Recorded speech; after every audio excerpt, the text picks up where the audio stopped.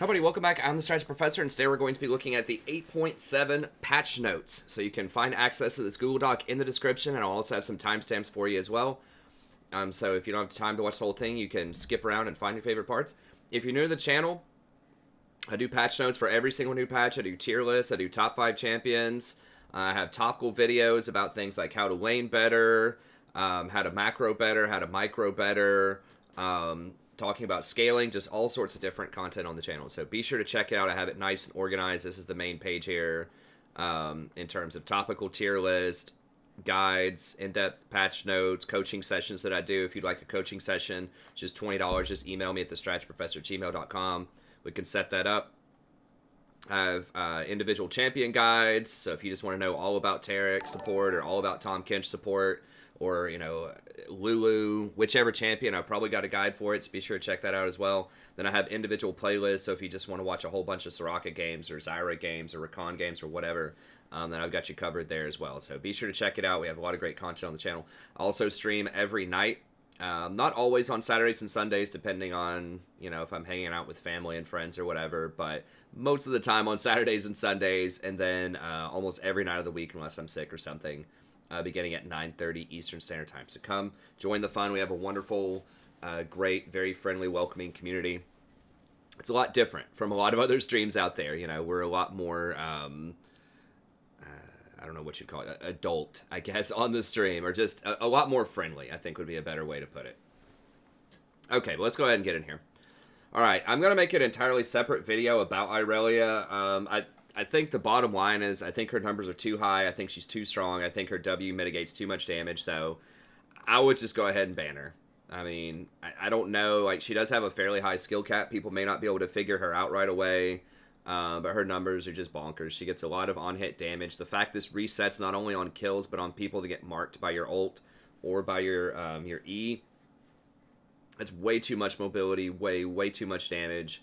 You know, being able, we've seen what this has done for Warwick, this type of mechanic, and for Galio, where they get like this flat percentage reduction, which also scales with armor and magic resist, and gets around penetration. So if someone has like a lot of armor pen or magic pen or whatever, it won't affect this because it's not armor and it's not magic. It's a different multiplier. So I really don't like this mechanic in the game that much. The only thing that combats this is true damage. And there just aren't a lot of champions out there with a ton of true damage. So anyways, I think she's way too strong. So I would probably just go ahead and ban her. I could be wrong about that. I'm going to have to go more in depth to sort of figure that out. I'm going to have to research her a lot more and think about how she fits into the metagame. But I think overall, first glance, I think she's too strong. And like I said, I'm going to do an entire separate video about her after I research her and do some more, you know, crunch some more numbers and think about the metagame a bit more with her. But right now, kind of first glance, just looking over her numbers when I was doing this, is too good. Okay, Gragas. Gragas is okay. Let me scroll back up here. I don't think this is going to bring him back in. They're buffing him at a time when tank champions are getting nerfed quite a bit through all sorts of various mechanics. You know, they've nerfed Cinder Hulk, they nerfed Warmogs. Both of those are still good, but they have been nerfed. They're nerfing Ninja Tabi this patch. They're nerfing the Resolve Tree. There's just a lot of movement out there to try to move tanks out of the meta. Conquer was a huge thing. Are you peeping over there? Are you opening the door, Rory? My daughter might be coming in here for a second. Good job. Good job, Rory. Okay, my daughter's gonna make a cameo real quick, and then we'll carry on. Yeah. I always like to bring her in here just for fun, right when she's about to go to sleep. In the beginning of the night, she really likes my headphones. Is that right, Rory? She likes the mic. She really wants to be able to say stuff in this mic. Is that right, Rory? Just come up with your first word. We put the headphones on her yesterday, and that was... She liked that. She really likes the headphones. Say Dada. She really likes going for this keyboard, too. Dada. Okay. She only says Dada if Dada is not around, honey. You gotta get that. Yeah, she's trying to...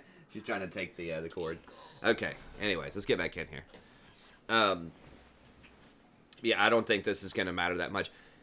He does have some good matchups, like especially against Zac, because he can knock Zac out of the air with his E, so historically he has been picked as a counter pick to Zac. You might still see that some. But I don't expect to see a lot of him. These are just buffs to his AP ratios. You don't build a lot of AP onto him a lot of the time. I mean, you might see some people trying out Gragas middle. His numbers still aren't that amazing, though. His Q used to have like a 0.9 ratio on it or something. That's when he was really strong, like Gragas mid. But, I mean, we'll see. I don't think it's going to matter that much, is my assessment. It's nice. He does need some help, but I don't think that changes why he was kind of out of the meta. It was like different interactions with his ult, like the delay on the ult cast was a really big deal a couple of years ago, and they changed that on him. And they just slowly changed his cooldowns and just kind of the nuts and bolts of his kit. So I don't think a couple of AP ratios is going to help. They need to change his interactions a bit more to make him a bit less clunky. Elise, this is actually pretty meaningful because I think Elise is actually pretty good right now. She just gets overlooked for like Kha'Zix right now as like an early game pressure jungler, but she's still really good. You know, this certainly helps having a 2-second cooldown on that cocoon because you always max your Q, and so having, you know, more CC, more chances to catch people in the mid game is good. Now Elise is nice because she's actually pretty good. She's an okay sieger, whereas Kha'Zix is terrible. Like, obviously, she's going to be best at flanking, but near the end of as the game unfolds, usually she transitions over to tank, and then she can be kind of a sieger, disruptor, diver, you know, type of champion because she is ranged, she can hit towers, and then this cocoon, if you land it, can chain together with other CC. So if you hit your cocoon, then Thresh hits a hook, and then everybody goes in. You have that option, whereas Kha'Zix really has to just flank and try to pick people off. He doesn't have a lot of other modes. So this might make her more flexible in different kinds of team comps, especially at the professional level. And the fact that she's magic damage is very rare in the jungle right now, like heavy early game magic damage. Like you have your Zacs, you have your Sejuanis and stuff like that, which is good. But someone who can do a lot of damage early on that's magic is pretty nice. So we'll see. I think has a very unique place. And she's very good at diving, too, because she can use her repel, so she can do early tower dives. She's been a very strong champion historically and competitive, and she's okay in solo queue, so I think this will definitely help her out, especially with some of the nerfs to the tanks over the last few patches. She's certainly going to be a big beneficiary of that, so we might see her. Definitely might see her. Just to say, I'm not sure. Maybe there's something I don't understand about her, why she's not getting picked as much. She does have a pretty good win rate.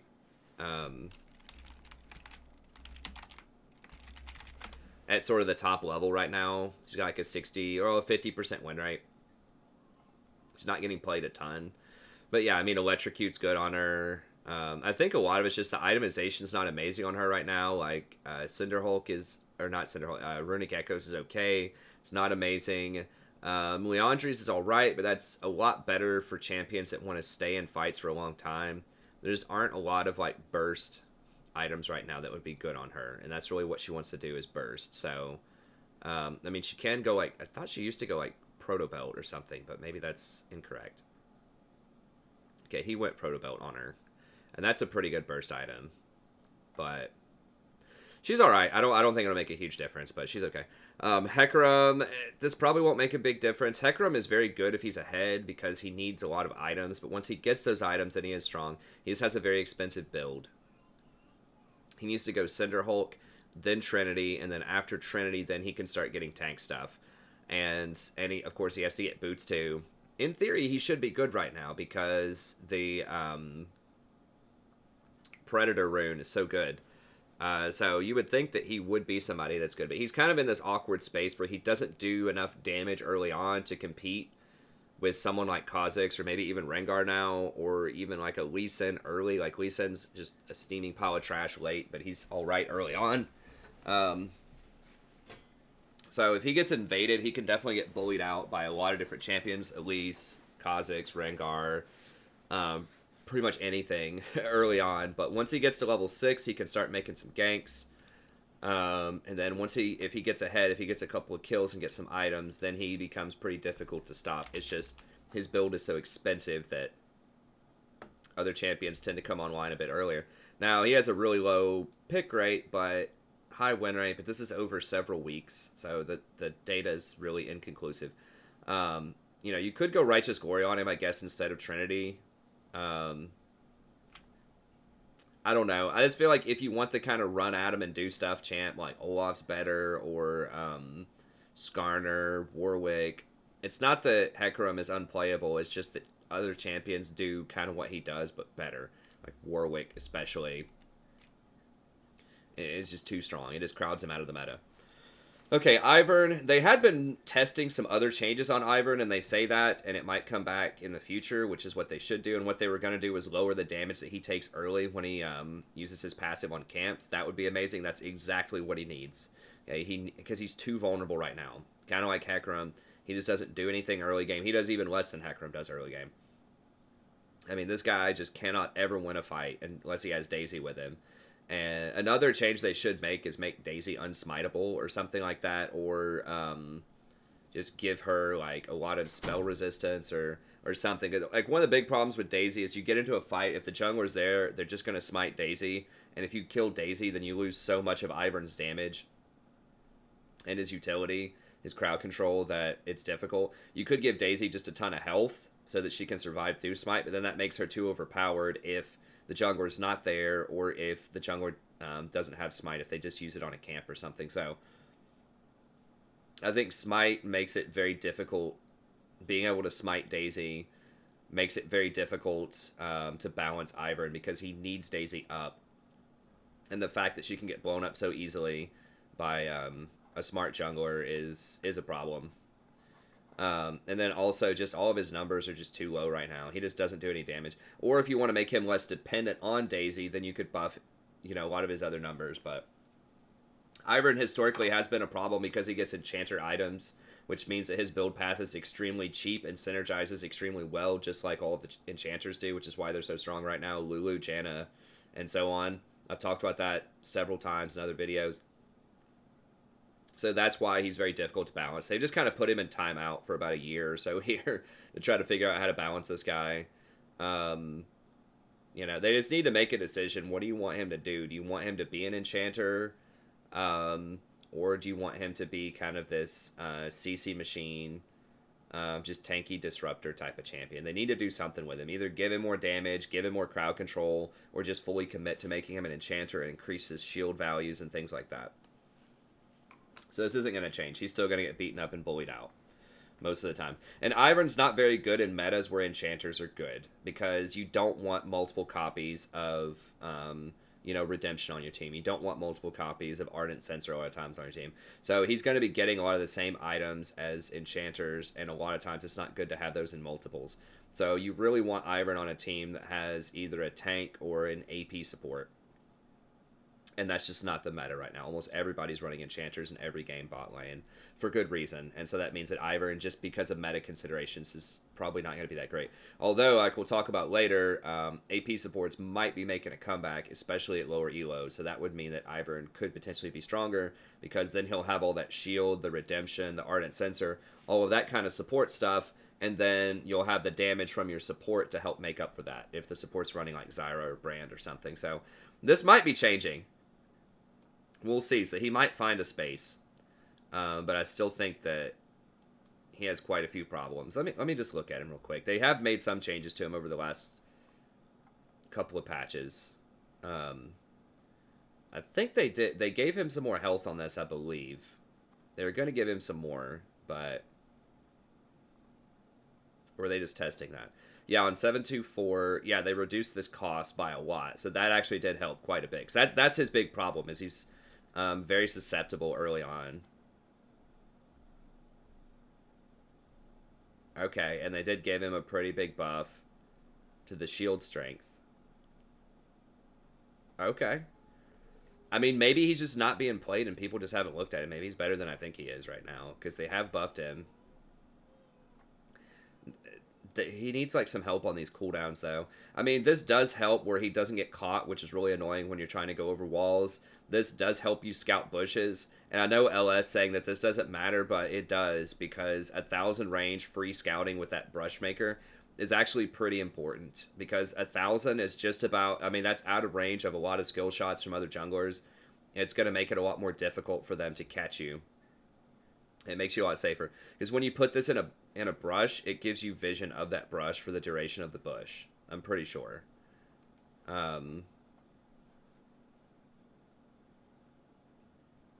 So yeah, it doesn't matter if you're using it in the... It lasts for 3 seconds. Okay, so it reveals it for 3 seconds. So it doesn't matter in the sense that if you're going to drop it right in front of you so that you get that extra attack range and you can attack, sure, that doesn't matter. But when you're using it to scout to see if that Lee Sin's in the brush or to see if that Kha'Zix is in the brush or the Elise or whatever that might be invading you, that's when it becomes pretty useful. So can they still engage on you? Sure, but having that extra 200 distance is going to give you a much longer reaction time to where you can maybe deal with them. So is it a massive buff? No, but it is relevant. It's not completely worthless. I know that looks silly because most people think, oh, you just put the bush right in front of you, but not if you're scouting, not if you're trying to be safe. And that's what he needs to do early on, so we'll see. Now, LS also said, I watched LS's patch notes and Scar's patch notes to kind of just see. I like to get a bunch of different perspectives as I'm preparing my patch notes. I like to do my research here. And LS was saying, well, this doesn't matter because she more aggressively acquires targets to attack. The issue is with the AI, and I'm not sure exactly what this means, is sometimes you tell her to attack somebody and it takes, like, it has a slight delay before she'll, like, respond to you. So if this is a lot more crisp, then that will help out quite a bit. So, like, if she finishes her auto and then just, like, immediately turns around and goes after someone else, if you command her to do that, that's actually really nice. Now, yeah, if you're just leaving her on autopilot where she just attacks whatever the closest thing is, LS was basically saying that's the only situation where this would be helpful, and you're just bad if you're doing that, so you shouldn't be playing Ivern, which, a little harsh, but kind of makes sense. But I think this is even if you're telling Daisy what to do, she's going to respond a lot faster, which is going to be nice. So, like I said, I don't think the meta right now for most people... Ivern's going to fit in because he's going to overlap with other enchanters. But you got to keep in mind the context here. They've nerfed Janna a lot. They've nerfed Aerie a lot. They've nerfed a lot of stuff. So now a 215 shield is actually pretty big. That's bigger than Janna's shield. That's bigger than Lulu's shield, Karma's shield. This is the biggest shield on the block now of major enchanters. So yeah, this didn't matter that much when, Janna's shield was 240 and Lulu's was 240, but they've nerfed both of those down to 210 now. So that's a pretty big shield on the block. And then he has a really nice ratio here. I mean, 0.8 is a pretty big deal. And it does some magic damage and slow, so that's pretty good. And it's on a lower cooldown. It's only on a 10-second cooldown and costs a lot less mana than those other shields. Now, the range is lower than, like, Janna's shield by 50, but overall, I think it's okay. It's okay. Now, I know someone out there is thinking, well, does that mean Ivern can support? No, it does not mean he can support, because the main reason that you play Ivern is a big part of it is his very flexible pathing and his ability to counter jungle. So he can go over and steal camps really easily when he has this smite. And you could take something like Summon or Spellbook, and this could be pretty good on Ivern, right? Because then you can go and steal more camps. That'll help him power level a lot faster, because he relies very, very heavily on this smite. Because you can't even take the camp. You have to wait for whatever the duration is. It's a long time. It's 40 seconds early on. So you have to wait 40 seconds before you can get that experience off of that camp. And if someone comes and invades you, and they can steal that camp too while you're a low level. But being able to take it instantly with Smite is a big deal, especially if you're trying to steal enemy camps. It doesn't do any good to go over there and, like, mark their camp, and it's going to be there for 30 seconds, you know. If you mark their Raptors, even at level 6, it's going to be there for 30 seconds. They're going to come by and take it before 30 seconds is up, so it doesn't matter. So you really need Smite up, and so having Summon or Spellbook is really helpful for that. So, I don't know. We'll see. How is he doing? I love Ivern, first of all. Jungle was my second role when Ivern was good. Because I just like playing Ivern a lot. Yeah, he's not doing so hot. And he just really doesn't have a good keystone. Like, he wants Aerie, but it's completely wasted because you can't get aggressive with him early, so you're just picking it for the shielding later. I think people might be doing this wrong, though. I feel like Summoner Spellbook is really where you want to be on Ivern so that he has more smites. You know, you want to take Summoner Spellbook, Ionian Boots, and Cosmic Insight. And I think that'll put you to like 30% summoner cooldown on your smite, which will help you power level a lot faster. What's up? She just went to bed a little earlier than she usually does. I say. Because she was tired. Feeling a little grumpy, bonking her head. Tired. Yeah. Tired. And I think people are kind of building this wrong too. I like the redemption, like Mikhail's build's pretty good. Ardent Censor, like I would build him like that. I think that you can do stuff like Knight's Vow and Shirelias, but like, okay, you Shirelias, you're running at him. Like, what are you gonna do with Ivern? Like, you know, if you're playing a champion with Shirelias, you need to have some kind of like threat when you're running in. I mean, I guess he could hit him with a Q or something, but I think people just aren't picking optimal runes on him right now. I think, like I said, if you can do Summoner Spellbook, get as much CDR as you can, item CDR. I don't think Ingenious works with that. No, because Smite... No, you can Smite before. Okay, yeah, that wouldn't work. But Ingenious could be a good build. I mean, if you go for something like Redemption Locket, and then you have Ingenious Hunter, so you would do something like...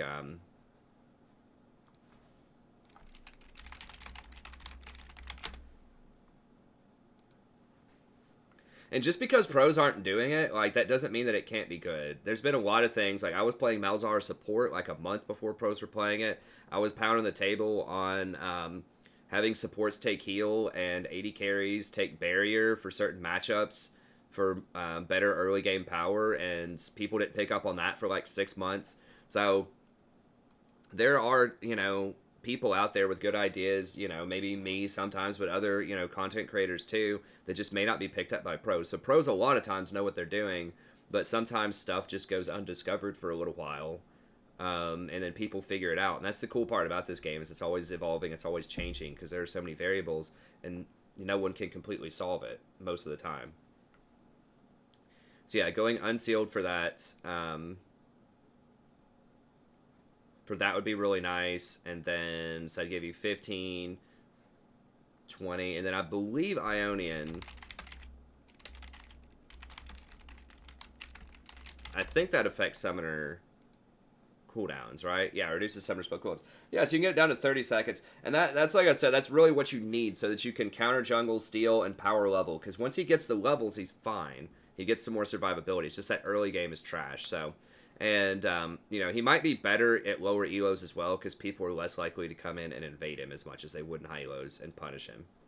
And you can get over there and steal their buffs a lot, which is really nice. So, I don't know. I think he'll see some fringe use, but if he gets like maybe 1 or 2 more buffs in the next patch, which looks like that's might be the direction they're heading, then definitely keep an eye on him. And I'll keep you posted as the patches unfold. Okay, Karthus. This is actually a pretty big deal for Karthus. I think Karthus, I don't know if he'll be tier 1, but I think he could certainly move into maybe tier 2. He might be tier 1, because there have been a few changes to him. Not to him directly, but like over time, just like some subtlety things that have helped out. So the biggest stuff on this patch is this Q is a really big deal, because his Q does quite a bit of damage, especially, you got to remember, if the target is isolated, it's double damage. So it's not just 10 damage, it's 20 damage. So level 1, if you hit somebody with that Q, which only costs 20 mana, you can definitely spam this. You deal 100 damage. 100 damage, level 1. If you pop somebody else with this Q. That's pretty wacky. That's a lot of damage. So that's really helpful. You can also clip minions. That'll help you last hit. This also will help you, like, power down Baron or power down Dragon really early on. Now you have to hit those Qs, right? It has a range, but it only has a 100 effect radius. So if you're against someone who's fast, then it's hard to hit them. But against someone who's kind of slower, clunky early on, you know, you could definitely get some hits. And it has some good range. 875 will keep you away from quite a lot of stuff early on. So that's really nice. His Wall of Pain is still awkward. They nerfed this a long time ago, and that was kind of what put the nail in the coffin for a while on him. Now, Defile is something that does give you back mana, so you can just, you know, use that Q to last hit. I mean, he's kind of like Cassiopeia, where you get free last hitting. So especially at lower elos where you might have a hard time getting a lot of CS, this certainly helps out quite a bit, because it's basically just like free farming. And then you do up to 110 magic damage per second when you run into an enemy team. That's quite a lot of damage. And of course, everybody knows about his ult. I think they buffed this recently. They buffed the ratio on it. I think it used to be like a 0.6. Now it's a 0.75. Just a couple of patches ago, unless I'm making that up.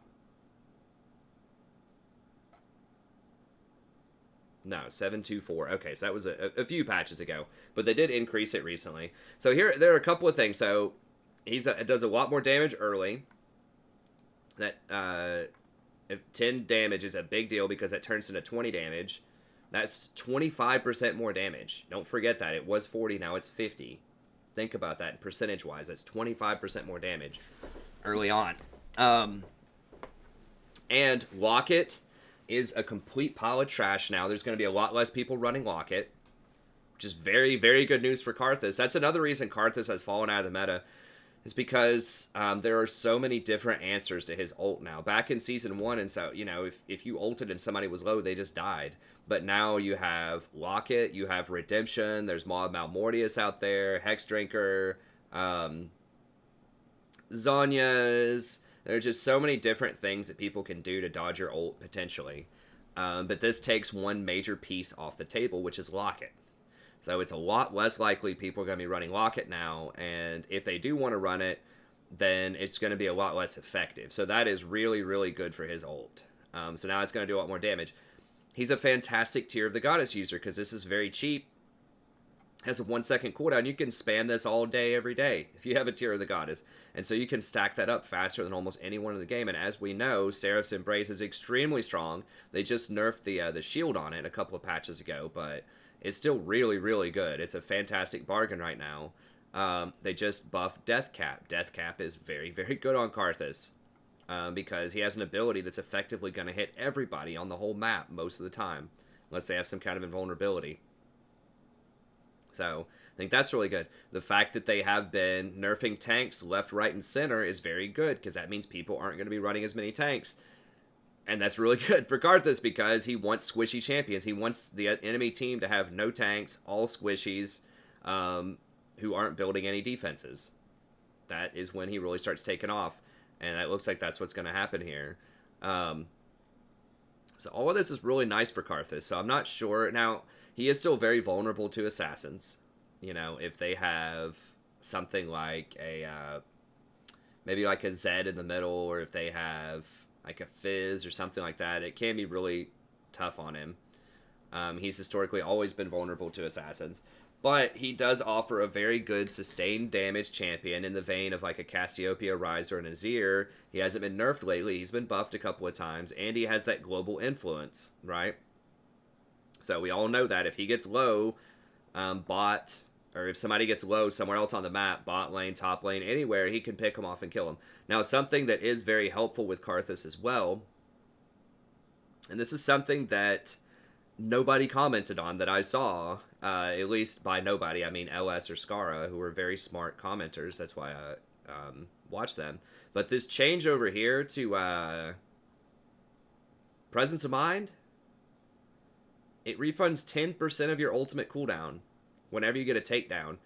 You know, when that really shines? When you have a 200-second cooldown. That is massive, massive. And your ult is going to hit everybody on the map. And so that means even if you don't kill them, if it's a team fight, you're still tagging them. So you're going to get, if you ace them, right, then your ult goes on a 50% cooldown reduction, right? So then your ult's going to be back up again. And that doesn't, I don't know if that triggers on, if that triggers after CDR or if that triggers before CDR. I assume it's after CDR, kind of like Lux. So in other words, if it's like a 200 base cooldown and you trigger all of this, then that would be cut in half first. So I'd take it down to 100, and then if you have 40% CDR,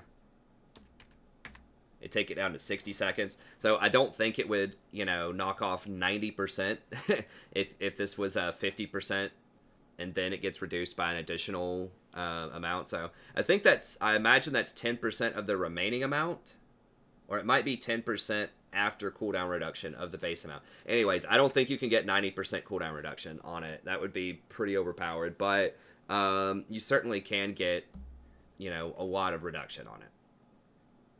So I think that's really good. He also likes having the mana, right? So getting that mana, because he can kind of have mana problems. It's not a huge deal, but you know, getting some assists can give him some extra mana. So anyways, I think that's good. And, you know, he also wouldn't mind going in this tree anyways, because he's going to love coup de grace, right? Like getting that extra, dealing 7% to people below 40. He's already trying to kill people below 40 with his ult. So he loves having coup de grace and presence of mind. So I think that could be a very, very powerful build on Karthus, potentially. So I wouldn't be surprised if we see some more Karthus. I don't know if we'll see him at the competitive level, but the fact that he synergizes so well with the new presence of mind, and he's so good with tier, they're taking Locket out, people are going to be building more squishy, you know, and he can go things like Death Cap, Rod of the Ages. Tier Rod of the Age uses people who get tier and Rod of the Ages. That's a super good combo. You just might see a little bit more Karthus coming out lately. I don't think you can run him as support. I don't know. You could stack a tier on him.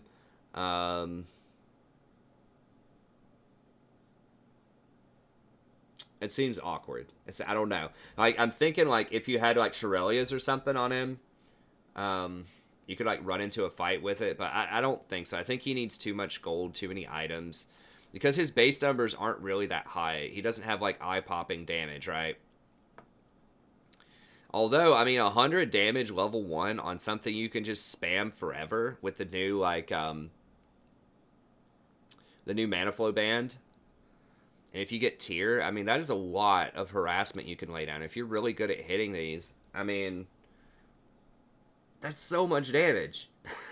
That's so much damage level 1 if you can hit those constantly.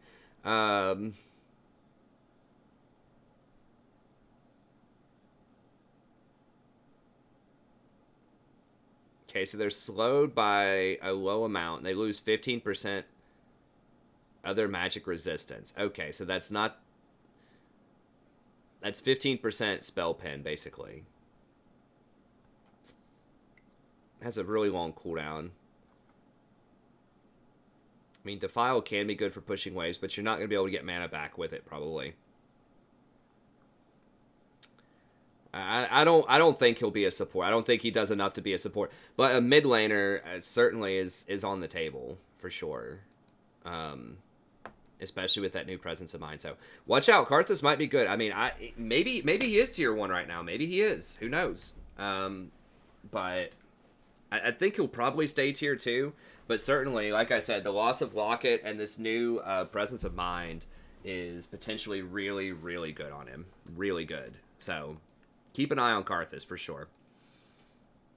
Kayn, decent buffs. I don't think it's going to matter that much, honestly. There's just too much counterplay to him. If he does get really far ahead, if he does kind of the Bruiser Kayn build with red, if he just kind of ignores the lethality debuffs, if he goes for like Death's Dance Cleaver kind of build, I think maybe that's okay. But he's just terrible when he's behind. And I just feel like if you want to play Assassins, then there are better choices like Kha'Zix out there. But there are some people who are kind of going this Assassin build if they get really far ahead. I mean, it is 58%. It's a really low play rate, but I mean, maybe this helps him more than I think it does. You know, once again, Assassins are going to be a lot better now because there's going to be a lot less tanks. So things like Kha'Zix, Rengar, Kayn are going to be a lot stronger.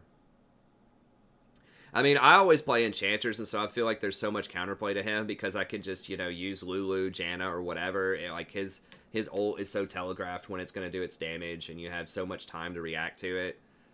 But I don't know. I don't think he'll be that crazy. Now, Lux is another person who's heavily going to benefit from this new presence of mind, I think, because I imagine she also likes to run coup de grace.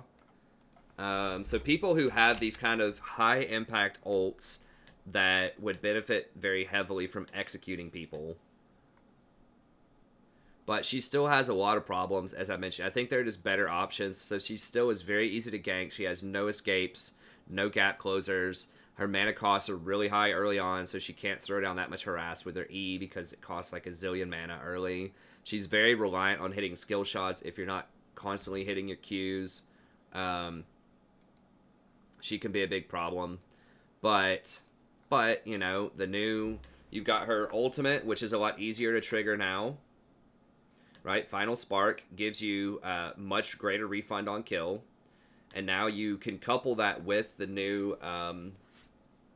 now, once again, all of these are going to stack multiplicative with each other, I think. But if you couple that with the new Presence of Mind, let's say your ult is... I don't know what it is at level 1, but let's say it's something like 120 seconds, okay? So if you have the 120 seconds, you kill somebody with it, that would be times 0.7, right? You're getting a 30% discount. And then let's say that you have 20% CDR, so times 0.8. And then you are getting the 20%, or the is it 10% refund on the rune? 10% refund. Yes, then you're getting the extra 10% refund times 0.9. Then all of a sudden it's 60 seconds. So that's effectively, you know, if you just have 20% cooldown, that effectively becomes, you know, 50% cooldown here. So they don't all chain together to make it, you know, what would be 60%. Because if you chained all those together, 10% plus 30% plus 20%, you get a 60% cooldown reduction. But you're still getting 50% cooldown reduction if it's 120 seconds at level 1. So that's really good. And you get your mana back, which is great. That means she can just keep contributing to the fight because she does use a lot of mana. So I think she is going to be a good user. I don't think she's as good of a user as Karthus because remember, Karthus hits every single person on the map. He can't miss unless they like Zhonya's or something. So I think Karthus is a much better user of the new rune, Presence of Mind. But I think that she nevertheless is going to be pretty good. And this is really nice that she doesn't actually have to get the kill if someone else gets the kill or if... because it says if they die, so she doesn't have to get the kill. She can now just get the assist as long as it's within 1.75 seconds of being hit by Final Spark. Okay, so that's really good for support Lux also, although I don't recommend support Lux most of the time. Okay, Malphite. How are we looking on time here? Is this taking forever? Not that long. Malphite is probably one of the most interesting cases here on this patch. I think if anyone's... I'm trying to think if there's somebody else. Karthus could be a real breakout champion after all the changes, but Malphite is definitely up there as someone... I'm just kind of flipping through to remind myself of what's coming up here. I think this could be one of the biggest changes that's really underrated by a lot of people. Because like one-shot Malphite is a thing that people build, and it's kind of troll, but I'll tell you, it's pretty effective, honestly, even before this buff. Like... he does quite a bit of, like, burst damage, and it's a pretty low cooldown. And he has good team utility. The reason that you don't see Malphite a lot, and why I kind of belittle him on the stream, is because historically he gets butchered in lane, completely carved up. He can't do anything except just spam his Q at people top lane, and that's just not enough. He can't split push, because he can get run down and killed. He doesn't have any escapes, except for rolling his little rocket people and trying to run away, or using his ult to escape. So he's just not really that well equipped to fight other fighters in the top lane. He can be oppressive. He certainly can win some matchups. But the matchups where he's supposed to win, I feel like he just doesn't win enough. Like, his design seems like he should be able to beat someone like a Fiora or to beat someone like a Camille. But in reality, he doesn't because they have so much... the game has evolved so much because he was a Season 1 champion. And he was designed to be heavy anti-AD. But the game has evolved so much now that there's so much true damage out there and so much mixed damage. Some champions doing magic damage in addition. So you've got like Jax, who does quite a bit of magic damage. You've got like Fiora, who does a lot of true damage. Camille does true damage. Now you've got the Conqueror rune, where everybody does true damage. So that just mitigates a lot of his, just stack up 400 armor and try to be unstoppable type of thing. So he just doesn't really fit with the top game metagame right now, which is like scaling split pusher is really the best thing to be doing in solo queue. However, there is this, explosion, just blow them up build that's kind of always been a little troll that I mentioned, but is actually pretty effective because, you can flash it, but let's be real, in solo queue, most people are not going to flash it. There's not that much counterplay to it. And it has a huge engage range. People forget this, This is a lot different than something like Rakan. I'm going to compare him to Rakan in terms of support here in a second. But that's 1,000 range engage. That's really far.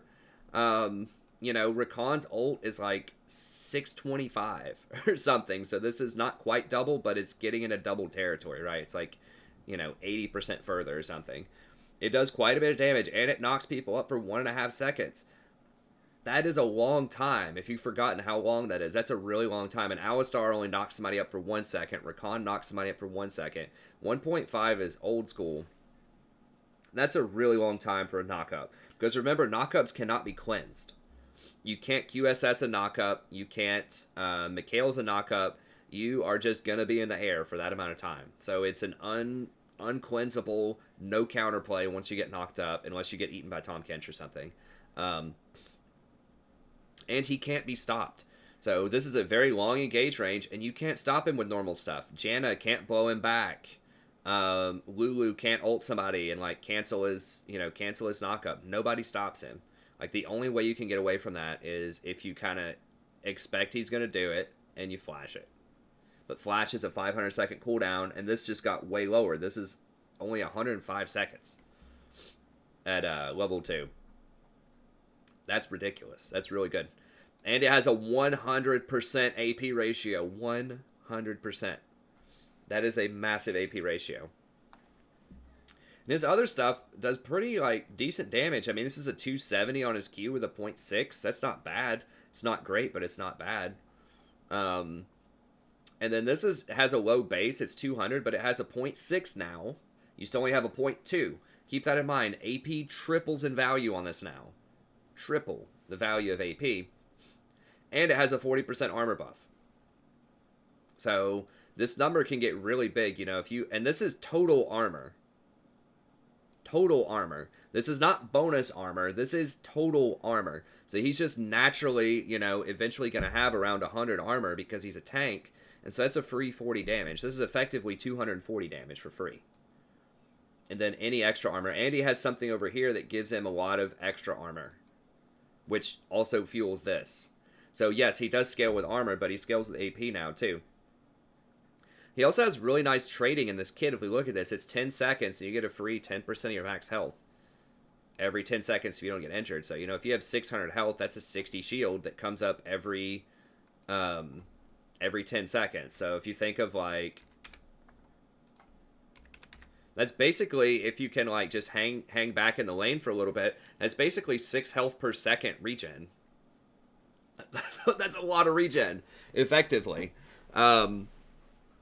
So what does this mean? He's still bad top lane, I think, because there's several reasons for it. He can't split push. That's the biggest thing. He gets outscaled, and he's going to be facing a lot of people with Conquer that are going to crack through his armor, and they're just going to beat him down. So yeah, there might be some cases where he can be okay top, but I think in general he's going to be pretty garbage top. Maybe C tier or something top. But what if he was not facing Conquer? What if he could actually step back for a little bit and get this shield ready? What if he didn't have to last hit? What if he could afford to get utility items that would help him engage a little bit more? What if he could afford to get a bit more AP in his build? What if he supported? What if he supported? Now, I've played this before as support. Someone donated to have me play it, and I was actually pretty surprised. This is before the buff. I was actually pretty surprised at how effective this was. Now, historically, and I'll talk about this more in my support tier list video. I want to try this out maybe tonight in a normal after a dodge or something. But historically, his problem is he can get bullied out early as support. He doesn't have that great a harassment. And Alistar and some of these other hard engaged champions were just better at doing what he did, right? They could be more aggressive early. They had really good scaling, you know, in terms of the tank items. They're just better users of a lot of the tank items than he was. And yeah, he had nice damage, but you just couldn't afford to get the damage. Well, now they've nerfed a lot of the tank items. They've nerfed a lot of these other tank supports, both directly and indirectly. And so this might open a space for him, especially now people are also playing these immobile AD carries. You're seeing a lot of Kai'Sa. You're seeing a lot of Caitlyn. You're seeing a lot of... you aren't seeing as much like Trist, but a lot of people like that aren't Ezreal, that aren't Vayne. And this makes him really good against them because and Jinx is really popular in solo queue, and without Flash they're just dead. Nobody can counter this or get rid of this, and it's on a much lower cooldown now. So I think that maybe you could see him in the support role building AP. So he could run like Twin Shadows plus Irelia's. And like Twin Shadows slows people down to make sure you're going to get in a ranged ult, and that makes 100% sure they're not going to dodge it. If you Twin Shadows them, it also gives you nice mobility that can help you out with roams. So you can roam and kill people who are mid lane that are immobile. He's very difficult to assassinate because he has that shield and he just naturally gets a lot of base stats per level. So you can roam around with Twin Shadows and Shirelias, and whenever you Shirelias in, that helps your team come in and close the gap, so after you ult, they can follow up much faster. So I think both of those could potentially be pretty good on him. The laning is probably not awesome on him. It's probably still kind of sucks, but the Manaflow helps a lot, because he really doesn't want to be getting any Fairy Charms or anything like that, because his base mana regen is terrible. It's 7.3, which isn't like the worst, but it's bad. So this will give him a lot more mana, so he can just spam this Seismic Shard in lane. This slows people for 4 seconds too. That's quite a long time, and it speeds him up. So it's interesting, but yeah, being able to spam this for just like, you know, 170 damage early on with Manaflow can be pretty good if you get 3 points of this in lane. So that's something that's useful. His laning can't be that much worse than Rakan's. I mean, Rakan's laning is god-awful. So... you know, I kind of like to compare him to Rakan and just think about what are the differences between these champions. Chrysalis is great on him. That gives him extra survivability early if you want to do that. It does transition over to AP later, which is great. Ingenious Hunter is also amazing if you want to go for the Twin Shadow Shirelia build. That can be pretty good. He does have the option of going Knight's Vow, so if you want to be a little bit more tanky traditionally, you can still do that. And Knight's Vow is a great buy on him because he's coded as melee. So he gets the full armor, HP, and the full passive value out of it. Rakan can't go Knight's Vow. Or he can, but he only gets half value on the passive, which isn't great. So he does have the Knight's Vow option, which does help against assassins. But then you can also just transition over to go something like Twin Shadows and Shirelias, which could be pretty good. You could even go Ardent Censer if you wanted to, if you run Font of Life. So you could run like Font of Life plus Chrysalis and easily go for an Ardent Censer build. Basically how that works, if you don't know, if you crowd control somebody... if you crowd control somebody with Font of Life, and then your allies attack that person, then they get a heal, and that heal counts as a heal coming from you, which triggers Ardent Censer. So in theory, you could still go, you know, Ardent Censer if you want, because you can trigger that with your Q, you can trigger it with your ult. You have a lot of different ways to trigger it. So that is an option. That does mean that you're giving up bone plating, but... you're already pretty tanky with that shield that you have in lane. You kind of have a built-in, like, better bone plating for trading. So that's pretty good. So if we look at, like, him compared to Rakan...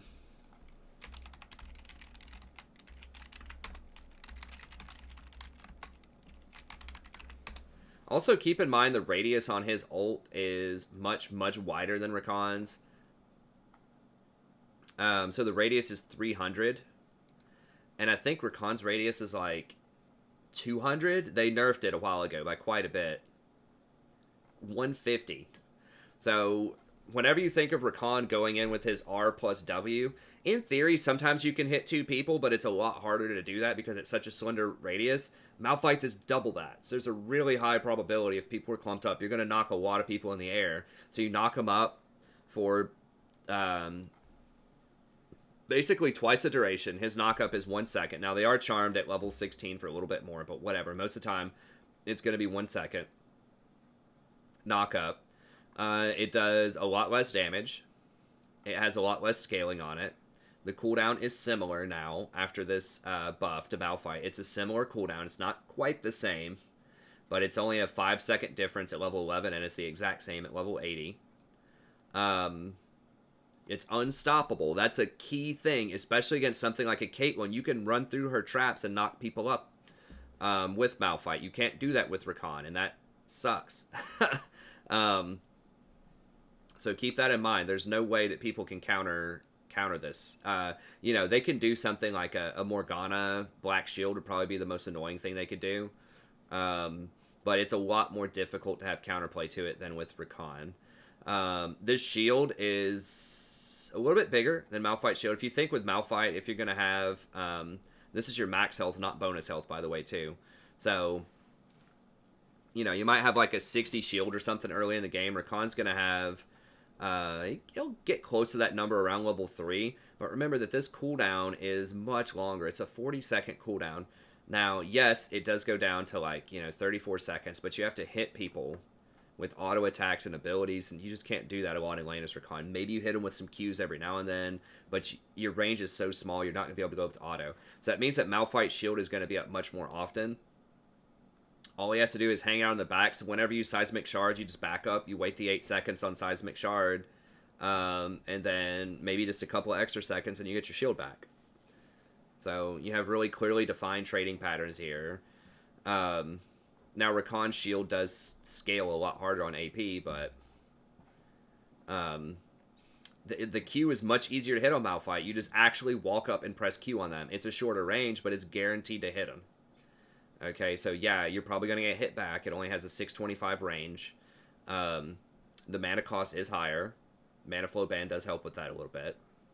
But eventually...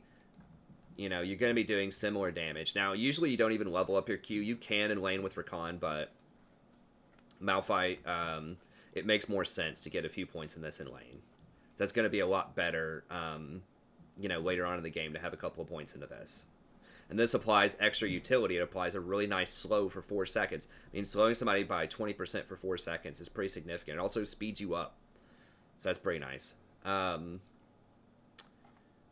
Brutal Strikes... this is bad. I mean, it's not that great, but you got to keep in mind, as a support, there's going to always be one of your abilities that you just don't put a lot of points in, right? Because you can't. You're only going to be level, 13 or 14 by the end of most games, so you're not going to be able to level up everything. This is a really good just 1-point wonder, right? You put 1 point in it, you get a little bit of extra on-hit damage. Doesn't matter that much, but for all ends, it's okay. You get a little bit of extra armor. It's good. So this is a nice 1-point wonder.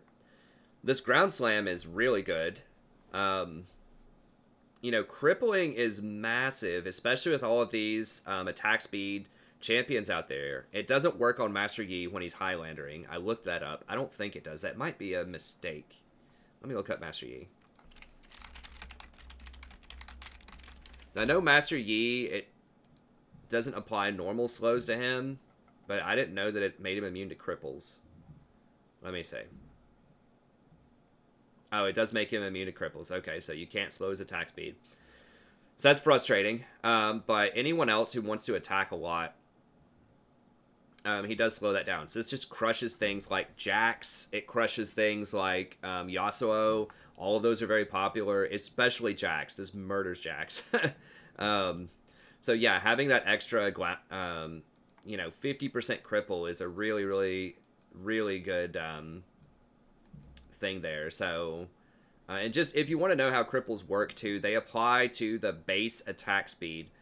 So if you think of if someone has a 1.0 base attack speed and they have a 1 point, or let's say they have a 0.7 base attack speed, then this gets crippled first, so it takes it down to a 0.35.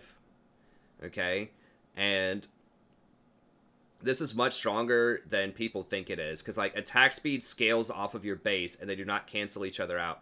So this 0.35, if you have an extra 100% attack speed, then that'll take you back up to 0.7. So that's the issue there. They don't cancel each other out. When it goes down by 50%, because that applies first, it takes it down to a 0.35. Then you need 100% extra attack speed to move it up from that 0.35 back to the 0.7.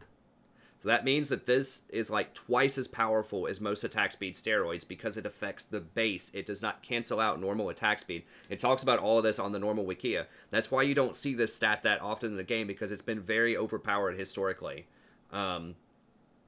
Frozen Heart used to give 20%. They nerfed it down to 15. It was a very big deal.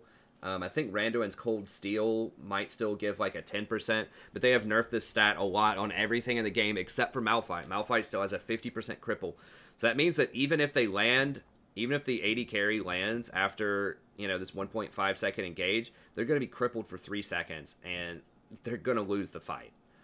Because everybody's playing these attack speed 80 carries right now. You know, your Twitches, your Jinxes, your Xayahs, all this stuff. So that's super, super powerful. And now it has a 0.6. So overall, I mean, I think you might see Malphite potentially, like an AP version of Malphite support. Like, you'll have the option, you can run Knight's Vow also, or you could just run, like I said, something like Twin Shadows or Shirelias to help you engage. So I don't know. We'll see. I think that this might actually be a thing because he has an AP option, a legit, like, pretty good one-shot AP option if he wants to, and that's something that other tanks don't have. Alistar can't build any damage, right? He just engages. Like, he does have a stun. He can engage more often than Malphite. But realistically, if you combo somebody with Alistar, the fight's going to be over before you combo them again, a lot of the times. So it's the same thing with Malphite. When you go in with your ult, the fight's going to be over a lot of times. So, you know, we'll see. He could run coup de grace if he wanted to. Like the coup de grace presence of mind, that would give you more ults. I don't know if that's worth it or not. Probably not. But anyways, I'll talk about Malphite more. I already talked about him a lot, I guess. I didn't mean to, but I think this is a really interesting change that could legit make him good because other tanks are so bad, and because he has a good AP option. He doesn't have to build traditional tank like Locket. He can just go Knight's Vow and then transition to AP if he wants to. And because it's so good against things like Caitlyn that make it very hard for Alistar and Rakan to engage through those traps. So you might legit see some Malphite support, and it may not be as troll as it seems. Okay. I'll tell you from a support perspective, Malphite is a nightmare. Like, in the mid game, like, if he engages on you and you are like Zyra or Brand or anybody, like, you're dead if he engages on you. So Malphite is very, very scary in team fights. It's just that he sucks in the top lane meta right now because he can't split push for all those reasons that I mentioned. It's just, if you see, you might even see him mid lane. Like, I wouldn't be surprised if we see maybe a Malphite mid lane with that like runs Ludens or Deathcap or something like that. I mean, hard engage, like, huge, just boom assassin type of champion that has other utility. So you might see him, especially against picks like Zed or Talon or just somebody else. So he could, you know, get Zhonya's and then just get a bunch of AP, start murdering people. So that's one of the most exciting changes on this patch, I think, is that this might actually make him pretty viable as support. Okay, so Duskblade, it's not going to matter, I don't think. I mean, Nocturne's okay. He's not terrible right now. He's middling. He's like C or maybe low B tier. This does help, but, you know, realistically, he needs to one-shot somebody off of his ult, or he's just not going to be that useful. So he's okay. He's not unplayable, but I think there are better options. Olaf, this is a pretty big nerf to Olaf. You know, especially early on before he gets Righteous Glory. Now, he's still going to have Predator to help him out, so this isn't as big of a deal as it seems, but it'll hurt him a little bit. I still think he'll be a very strong jungler. Professional players are figuring out that Trundle is very good against Olaf. If you're wondering what's up with that, what happens is when Trundle ults Olaf, before Olaf uses his ult, then Olaf can actually potentially go into negative resists. So if you look at Olaf really quickly here, that's why you're seeing it in pro play. That's why Trundle is becoming a thing, is because he's very specifically good against Olaf and Aftershock champions. So what happens is Olaf gets all of this extra bonus resistances, right? So he gets, 30 bonus resistances in the mid game. But then when he turns on his ult, it takes off the resistances, right? It removes the crowd controls, becomes unstoppable, and this becomes inactive. Okay? So he had the 30, and then it goes away. When you look at Trundle, Trundle checks that right when he presses his ult. It does not refresh as the ult continues. Where is that troll? Okay. If you look at Trundle's ult,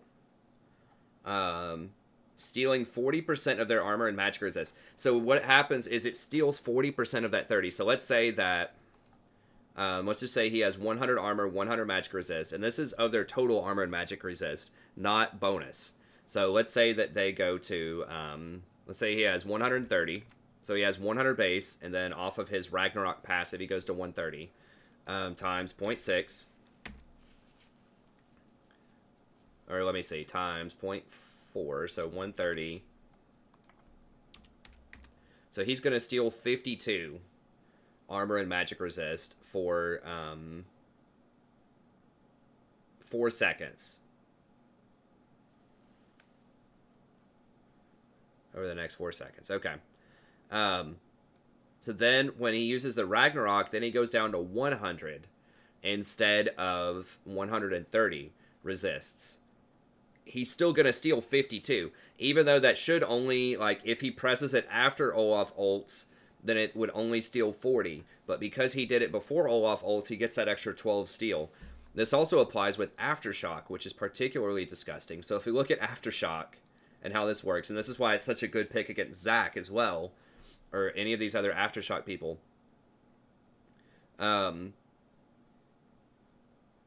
Champion gains a lot of bonus armor and magic resist. So champion gains, at level 11, like a Zac who engages is going to gain 100 extra armor and magic resist. Okay, so let's use that same example. Let's say that Zac has 100 base armor and magic resist, which is simple enough. And then he procs Aftershock when he lands. If Trundle grabs him, if he ults him, like right when that Aftershock is going off, that would be 200 times 0.4 is going to give you 80. That's 80 off, right? So he steals 80 armor and magic resist. Then once Aftershock falls off, Trundle still keeps that 80 armor and magic resist that he's stolen, right? So when you go back to 100 armor and magic resist, all of a sudden he's stealing 80. That takes you down to 20 armor and magic resist. So that's why Trundle is such a hard counter to anyone that uses Aftershock, or Olaf who loses his own resistances, is because it steals that huge bonus amount. And then once they lose that bonus, he keeps that amount, and then they basically become paper and get eliminated. Also, the pillar is really good at stopping Olaf from running in, so he doesn't get slowed by the pillar, but the pillar itself, he has to run around it. And the same thing with Zac. You can actually knock Zac out of the sky with a pillar as well as Trundle. So that's why you've been seeing a lot more Trundle in pro play. So yeah, Olaf will be good. Just to circle back to Olaf, Olaf will still be good, but people have figured out more counters to him, most notably Trundle. And so I don't think he's too oppressive. I just think he's a solid pick right now.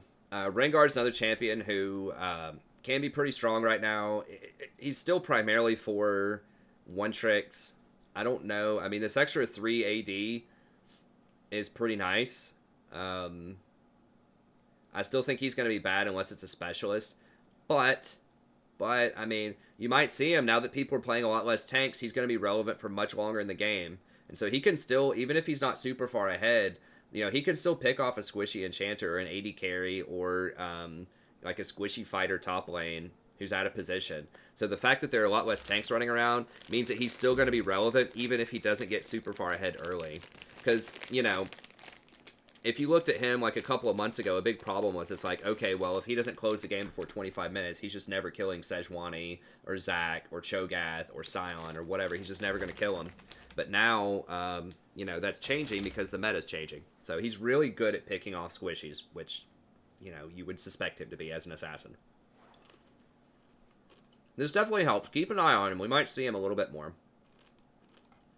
I don't think he'll be top tier off of this. I think Kha'Zix is still the better pick, but I think he'll still be relevant.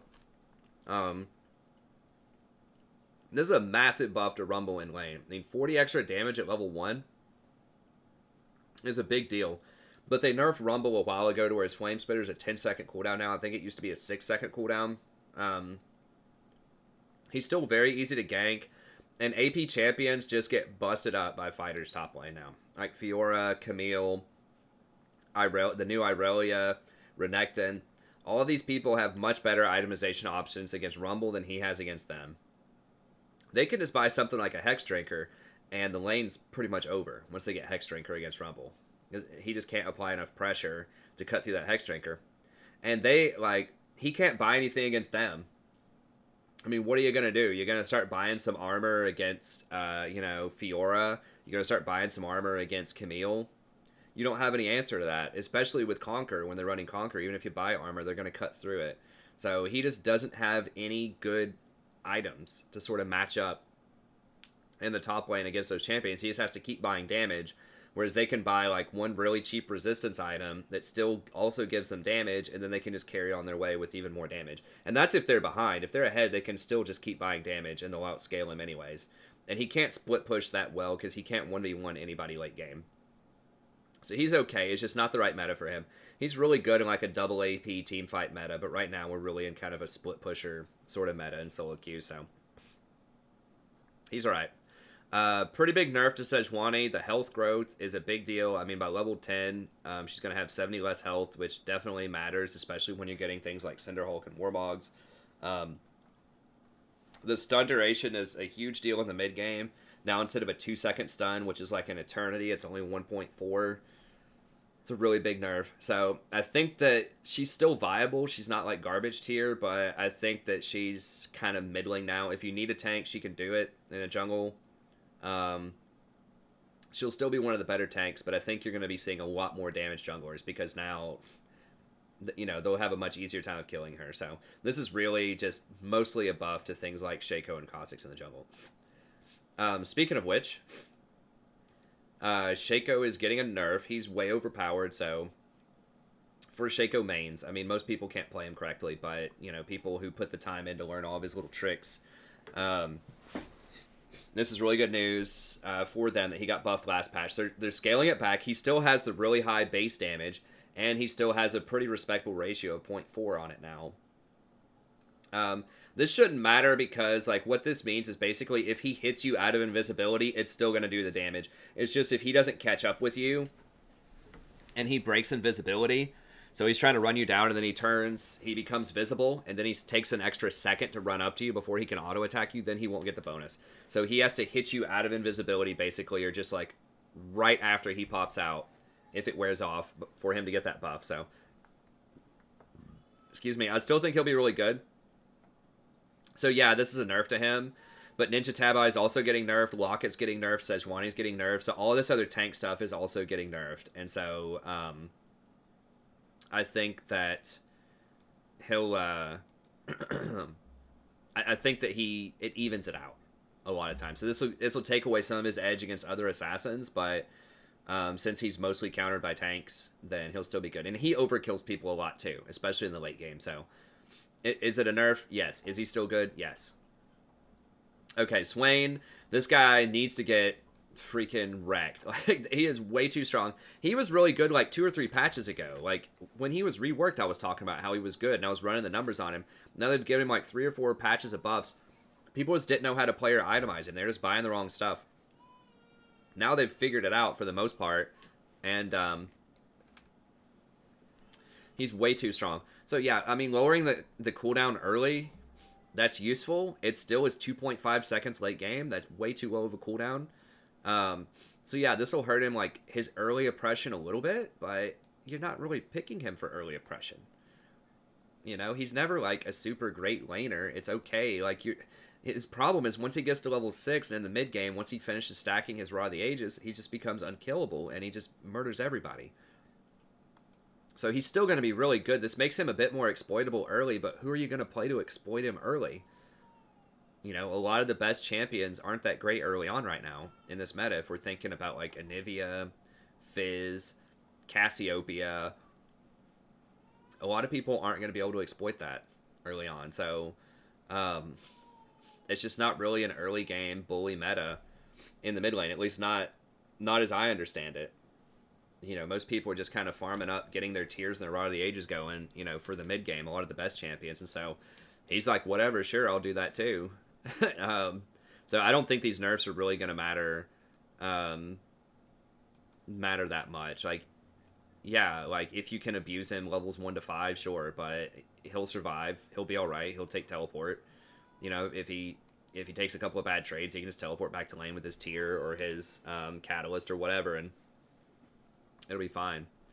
So yeah, I still think he's going to be one of the top 3 mid laners right now, if not the top. Warwick's still super overpowered for the jungle for solo queue. Okay, apparently his Q could deal double damage. I don't know if that's what was making him overpowered. It says sometimes. I don't know what that means, like what percentage of the time, but I still think he'll be really good even with these changes. Because he's a tank that doesn't buy a ton of the traditional tank items. He does get Cinder Hulk. You know, he does buy some of them, but he has enough sustain in his kit to make it through that, even if the tank stats get a little bit of a hit. And he does quite a bit of damage over time. He's just really hard to duel. He's really fast. He's good at skirmishing. He's good at... He can start fights if he needs to.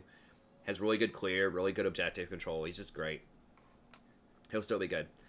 Zed change doesn't matter. I mean, it's nice. He gets a little bit stronger. The nerf to Ninja Tabi does help him out, which we'll talk about here in a second, but he's okay. If you're great on Zed, it's a good time to play Zed. If you're not, don't play him. You know, he's one of those champs where you have to practice him a lot to be proficient with him. Guinsoo's, this is reasonable. This is a reasonable nerf. Most notably, they did not change anything about how Jhin scales with this. Okay? I looked through all of the bug fixes and all that crap. Nothing. Okay? So he still scales the same insane way. You can still get, like, you know, 1,000 AD on Jhin with this item if you get it, like, 3rd or 4th. So it's still going to be an insane item. Now, what does 300 gold extra mean? That basically means for most people 3 or 4 minutes. You know, a minion wave will give you about 150 gold if you think that a normal minion wave will have 6 minions in it, about 20 gold apiece. That's not exactly right. They did lower the gold on them a little bit, so the numbers aren't precise, but about 6, you know, just for easy math, about 6 gold apiece, or 20 gold apiece times 6, that's 120 per wave. And then every other wave you get a cannon minion, which is 60 gold. So that's about 30 gold on average per wave. If you average out killing every cannon minion every other wave, so that's 150 gold per average. So that means that if you hit every single CS, it would only take 1 more minute to get 300 gold. However, most people are going to miss a lot of CS, right? Even wide open CS. So realistically, it's probably going to be closer to about 3 minutes for most people. If they miss about, you know, 50% of their CS, it's going to take about 3 minutes, which is realistic. That means if you're hitting something like 60 CS per 10 minutes, it would take you about an extra 3 minutes because there's 120 CS that comes out in the first 10 minutes of the game. So yeah, about extra 3 minutes. That's meaningful. I mean, that's like it'll take you 1 extra back to get it most of the time. So that is helpful. However, it's still going to be ridiculously strong on Jhin as a 3rd or a 4th item. Still very good on Varus, Kog'Maw, these champions. I think Varus and Cog will almost certainly want to rush Wits End first and then start getting the in a lot of matchups, especially Kog'Maw, would rush that Wits End first and then switch over and go Guinsoo's, just so they have a little bit more power early on to keep up with the people who rush Static Shiv. from the crit side of things, but it'll still be really strong. It just will make it a bit more reasonable. It'll slow people down for a few minutes. It'll give the critical strike users a little bit of time to keep up. Okay, Locket. This is a terrible change. I really, really do not like this. This is gonna make tanks borderline unplayable, this patch, and that's a strong word. I know people have disagreed with me about like my analysis of tanks for the past few patches, but it's true. Like, there aren't tanks in solo queue anymore. Tanks are getting obliterated ever since I said they would. Like, starting about 8.5, I know some viewers were disagreeing with me. Well, it's not that bad. Look at this. Look at that. Look at these numbers. The reality is, in solo queue, tanks have a lot of problems. I mean, the number one thing is tanks require a lot more coordination than other people. So, yeah, you'll see them in pro play. You'll see Tahm Kench. You'll see Braum. You'll see, you know, mostly those two. But you might see, like, Thresh or something like that. But the problem with tanks is, like, when you engage, your team has to actually follow up. You know, when you're doing some of your tricks, when you're trying to peel, like, your AD carry has to be worth it. You don't have scaling on any of your items hardly. Like, the enchanters all have plus healing and shielding. You don't have anything like that most of the time. And all of your items get poached most of the time by other lanes. They end up getting nerfed. When we think about Knight's Vow, now Locket's getting this treatment. Relic Shield, because of GP top lane, got nerfed. Like, just all of the cool tank toys end up getting nerfed over time. And this is... Locket is absolutely essential on tanks. And that's kind of what they said here, is they're like, oh, it's crowding out other, it's crowding out other items. Because there aren't other items. Like, that's why you have to get it on tank supports, because their items suck compared to enchanter items. I mean, enchanters have Redemption, they have Mikhail's, they have Ardent Censer, and now they have Shirelia's, now they have Twin Shadows. They have Athenes in some weird cases. Like, they have an overabundance of really good, viable items that all scale very well with each other at a price point that is typically like 2,200 gold or less, with the exception of Ardent Censer. And the cost matters. It's very important. You can't run something like Dead Man's Plate on an Alistar because it costs 2,900 gold. And if you're spending that extra 800 gold on that, when, the Janna over there gets a redemption for 2,100 gold, she's going to outscale you because you're spending 30% more gold on items that don't interact with each other. The plus healing and shielding stat, the synergy between that is so extreme with Redemption, Mikhail's, Ardent Censer. It's just, you're never going to kill anybody. Once an enchanter gets a couple of those items, you're just never going to do it. I love enchanters. I win a lot on enchanters, right? I like AP supports too. I do like tanks. It's just over the last year or so, you just can't play them with a lot of the new itemizations. It's really hard in solo queue. I have done it some. I played a lot of Tarek earlier on, but he was basically like a hybrid tank enchanter. I do have a positive win rate with Tahm Kench, but I only pick him into very specific counter pick matchups.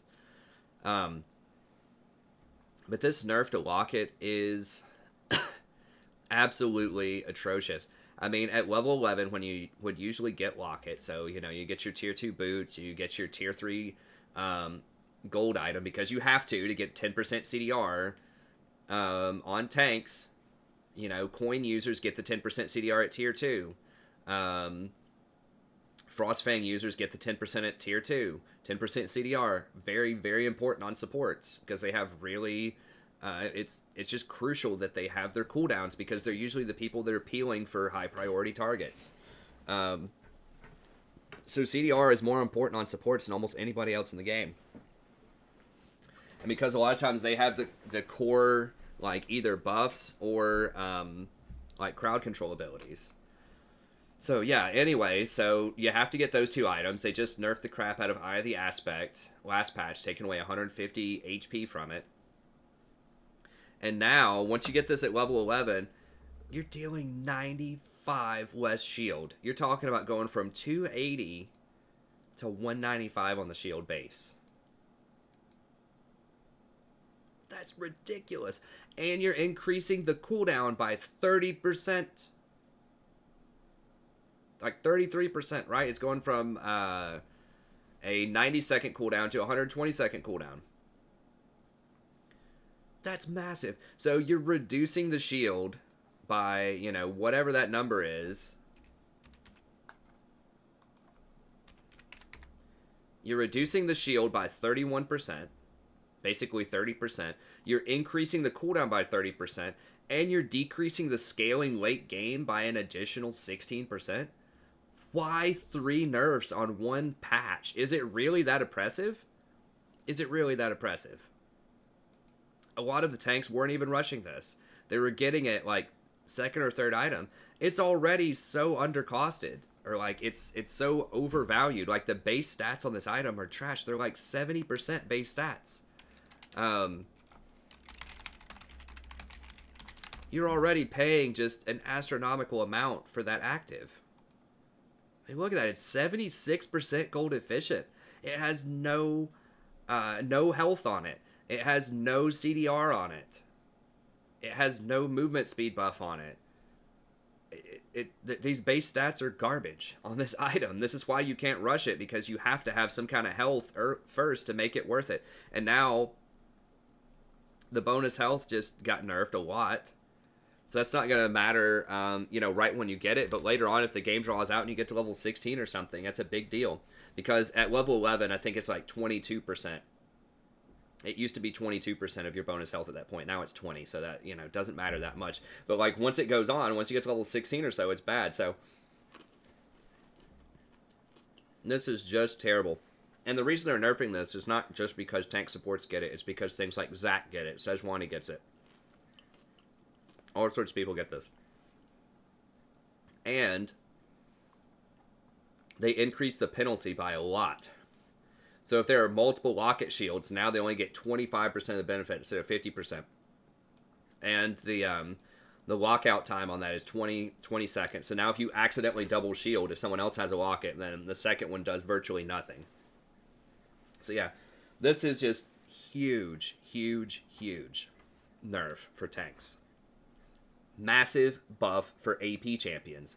Very big buff for AP champions. And this is what I was talking about with Karthus earlier.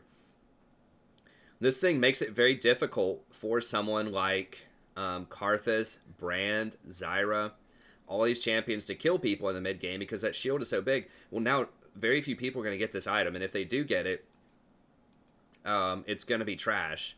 So now the Brand can actually kill people a lot easier in a team fight. So can the Zyra, so can the Karthus.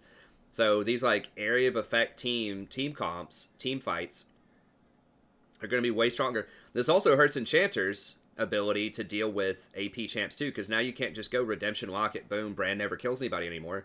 Now you got to be a bit more careful with that, like Redemption, but now the Locket is trash, so you're going to have to find another option probably. You can get it, but it already felt really bad on enchanters. I didn't get it a lot of the time on enchanters. But now it's much worse. So this is really big for AP supports. This is really, really big. So Brand and Zyra, this is like the biggest buff that Brand and Zyra have had in a long time. And I was trying out a build on Viewers Night the other night with like, I did it with Brand, I did it with Vhagar, and I've done it with Zyra. I did it with Zyra in a ranked game fairly recently, is where you rush Twin Shadows, and then you end up getting Shirelia's Reverie as well. And I'll talk about this more in the support video, so stay tuned for that, the support tier list video. But I think this is actually really nice. Like, these items don't do as much raw damage, but they give you a lot more playmaking potential. And they lower your gold curve by a lot. So one of the biggest problems with AP supports is a lot of their good items cost like somewhere between 2,700 to like 3,100 gold when you think of like Leandri's, Void Staff, Rylai's, all that stuff. But Reverie is only 2,100. And Twin Shadow is only 2,400. So yes, they don't have as great of stats, but the movement speed is also really good. That helps you position so you're not hit as much by skill shots, so that you can hit your own skill shots better. So the move speed's very good. The 20% CDR is actually super helpful as well. And then the AP is pretty legit. It's not like insane, but their actives are also really, really good. So that's nice. And this is when I did it with Zyra the other day. I tried it out. I went Twin Shadows and then Void Staff and then Leandri's and moved on from there. And I still did a lot of damage. I mean, I still did almost the most damage in the game. Not quite, but I was up there with a lot of the other carries, and this was in a, a high plat game. I think this was either plat 1 or plat 2 when I played this. And it was pretty legit. I mean, so even though I wasn't buying, wasn't rushing Leandries and the Void Staff, or wasn't rushing, Leandries, Morello, or anything like that, even though I didn't have a lot of the spell pin early, I was still putting out a lot of damage. So, the price, would I have had more if I did that? Sure. I probably would have had closer to 47, somewhere between 47 to 50,000 damage, but it was still enough, and I made some really good plays off of that Twin Shadows. So, I think some of these new items like Twin Shadows, like Irelia's, in combination with this massive Locket nerf, and just with people playing a lot less tanks in general, and with some of the runing nerfs, especially to the Resolve tree, which we'll talk about here in a second, this might actually be a really good time for AP champs, especially at Gold and lower, and maybe even a little bit higher than that, maybe even in Platinum, maybe in Diamond Plus. AP champs might be back. This is a really, really big deal. So yeah, I would not play tanks at all. Unless it's someone that has really hard engage and that has an alternate build where you don't have to build Locket. Someone like Malphite that I mentioned earlier, where you can go kind of this AP build after Knight's Vow. Knight's Vow is still pretty good. I don't know what tanks are supposed to buy now. They want these alternative items. Which items? I mean, Knight's Vow is good, sure, but what do you buy after that? Like Banner, Zeeks? Those are good, but they're very situational. They're not as universally strong, and they don't help you in team fights like Locket does. I guess you can get something like a Frozen Heart, but that's not nearly as good.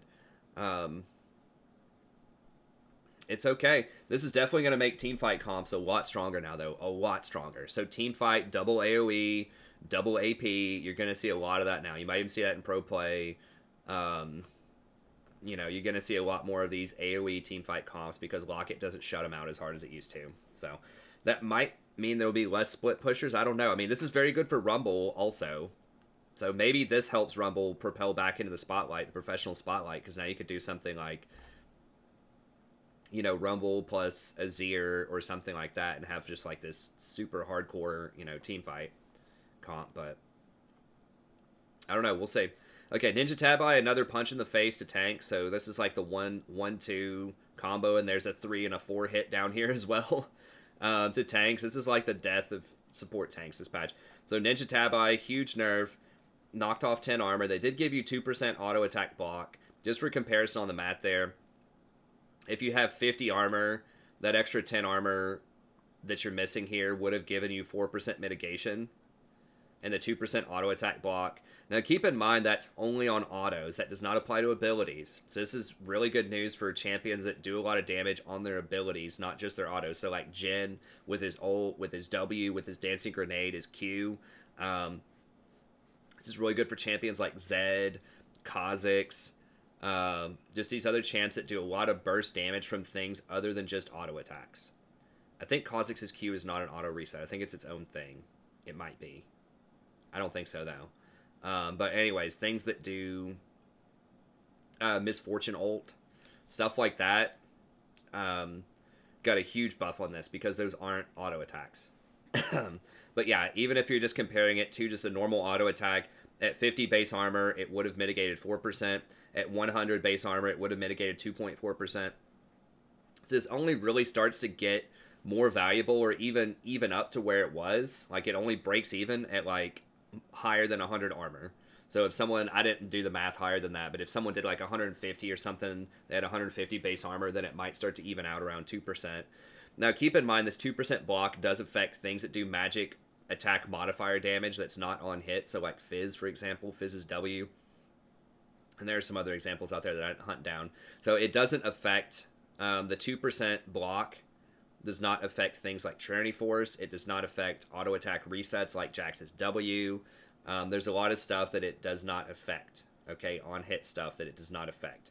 But there are some attack modifiers that it does. So overall, pretty big nerf most of the time. So people will still get Ninja Tabi, but it's going to be a lot worse, especially on squishy champions that have a really low base armor. It's going to be much worse. So yeah, pretty big nerf on Ninja Tabi. They did nerf Relic Shield. This isn't quite as bad as it seems because they increased the amount of I'm surprised they didn't put that in here, but this, what I read on the forums, the reason that they did this is that it did increase the, how are we looking on time here? Now we're getting pretty late, so we need to cash this in here.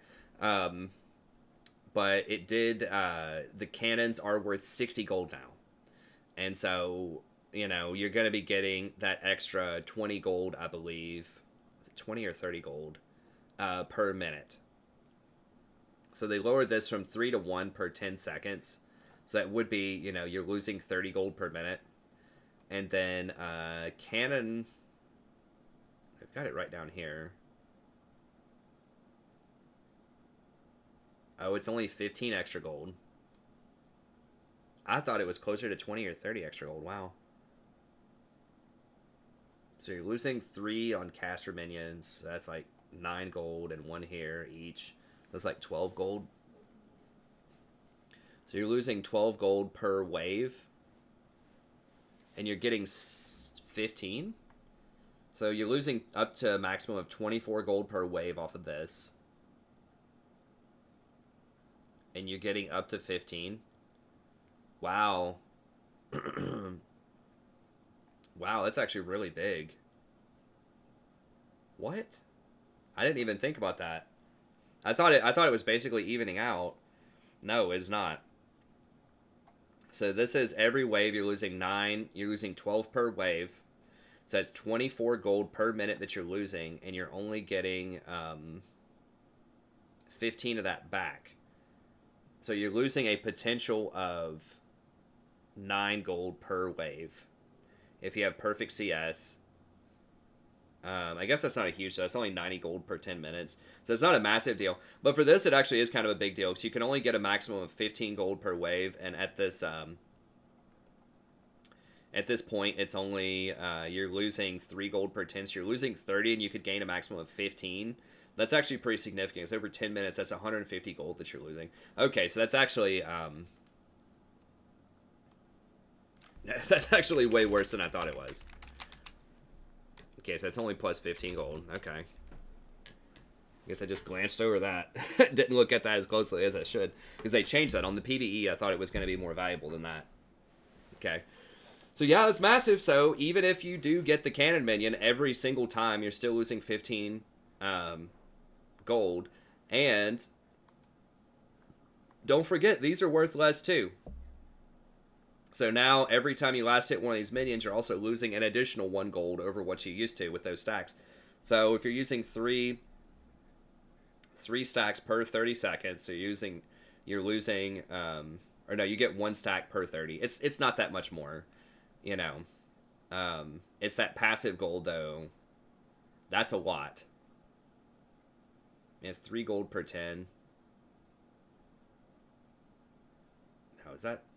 It's 18 gold. Yeah, 18 gold per minute that you're losing. Okay. Maybe my math was wrong on that. So, because it's per 10, not per 5.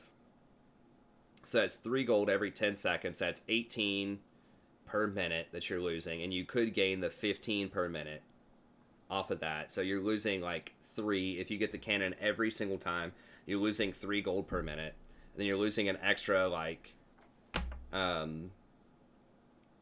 3 gold per minute. You're losing an extra 1 every time you hit a minion, a melee minion. So you're losing like maybe 5 gold per minute. Okay, it's not that. Okay, minor nerf. So you're losing, yeah, like 5 gold per minute. So like 50 gold every 10 minutes, which is not a huge deal. So, not a big deal. It's definitely a loss though. Relic Shield does heal you, but... You know, for the reasons I've described before, with Eye of the Aspect losing the 150 health a couple of patches ago, and the fact that you have to buy all the way up to tier 3 to get your 10% CDR, those are the biggest deals. So, it definitely sucks. That's another kick in the face to tank supports. This is a massive kick in the face to tank supports. You're losing 50 HP at early levels. Now, this is also... going to be a nerf to enchanters, which with the build that I've been recommending over the last patch or so, which is where you go into the resolve tree second, you go Airy down to Scorch on pretty much everybody, like Lulu, Nami, Janna, Airy down to Scorch, and then you would go into the resolve tree and you would get Chrysalis and Bone Plating on pretty much everybody. I'm gonna have to rethink that for the support tier list and see, because now you're losing that 50 HP, and so that one of the big draws of the resolve tree was not just the chrysalis and the bone plating, which are good, but that you got the 65 flat HP, and when your HP is at like 500, basically like Lulu, Jan, and Nami, they all have super low base HP. Then 65 is a really big deal. It's like an extra 13% or so. So losing that is huge. It might be worth it again to go into like the domination tree to get Ingenious Hunter again, maybe with certain builds. It might still be worth to go Resolve just because Chrysalis is that good early, because that does give you the 60 HP. I'll have to do the math and see, but it's 100% a nerf to tanks because they pretty much almost all of them have to go the Resolve tree. I guess they could go Inspiration, and get Inspiration got nerfed a lot too. If you go Inspiration into Resolve, so if you go for something like a Unsealed Spellbook and then you go back over to Resolve, you're still getting a huge nerf here. So it does give you more health at later levels, but whatever. So yeah, so once again, this was not because of tank supports, this is because of top laners primarily. Enchanters would do this too, but I think a lot of enchanters were still going Inspiration. I was one of the only people that was recommending Resolve. Like your top laners like Jax, Camille, Fiora, Gangplank, all these people would go Resolve second because you got a bunch of that extra health and you got the Chrysalis or Second Wind and Bone Plating. So they are trying to make top lane a lot less safe early on. So that's why they did it.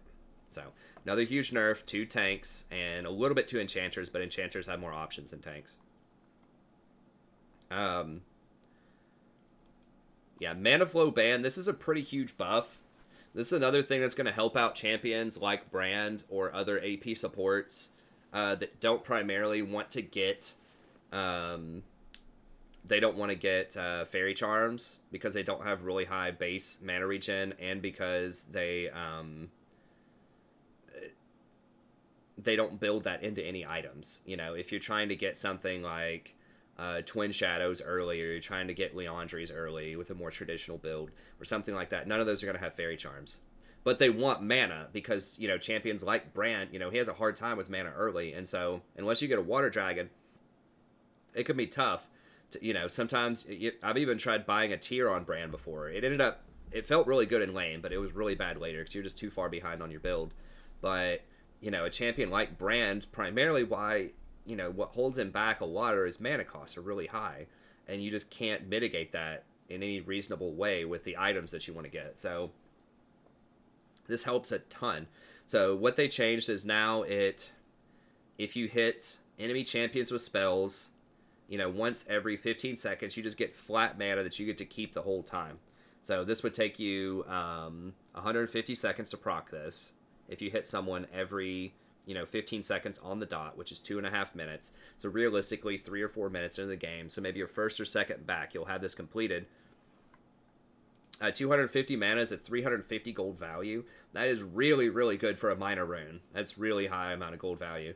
And then just thinking about Brand at level 5 is going to have 505 base mana. This gives you 250. That's 50% more mana at level 5 when you complete this.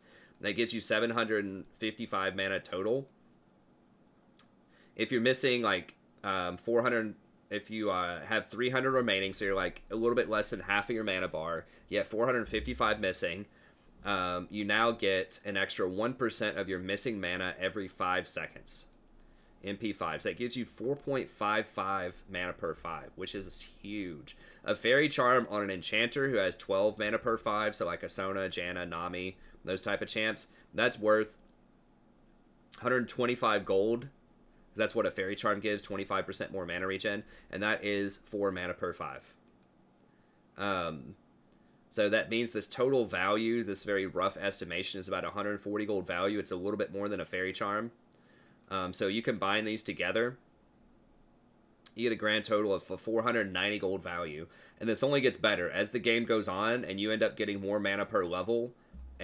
Or if you're just missing more mana in general, like if you have like 100 mana left, it gets even more valuable. So just in a normal baseline scenario, this is worth 490 gold, and it only gets better as the game goes on. So it can definitely eclipse like 600 gold as the game goes on. So that's really, really nice. Really nice. Now, versus old Manaflow, if you're like, well, is this better than old Manaflow? Well, brand at level 5, if you're missing 300 mana, or if you only had 300 base mana, that would be, you know, just for easy math, which is pretty close to what it was. I think you had...